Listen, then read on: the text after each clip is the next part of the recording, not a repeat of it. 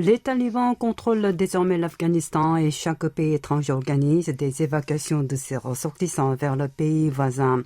La Corée du Sud fait de même, avec le départ d'un dernier ressortissant et de 3 diplomates dont l'ambassadeur Choi Tae-ho. Les Sud-Coréens présents dans le pays ont tous été évacués, une opération qui se poursuivait depuis juin.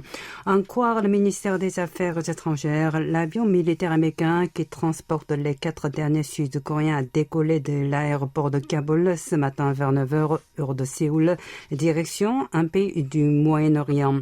Dimanche soir, la majorité du personnel de l'ambassade de Corée du Sud dans la capitale afghane était eux aussi partis pour une étape proche. On a par ailleurs appris que la décision dimanche de fermer l'ambassade temporairement a été prise dans l'urgence, alors même que le ministre Chung Eui-yong et l'ambassadeur échangeaient par visioconférence.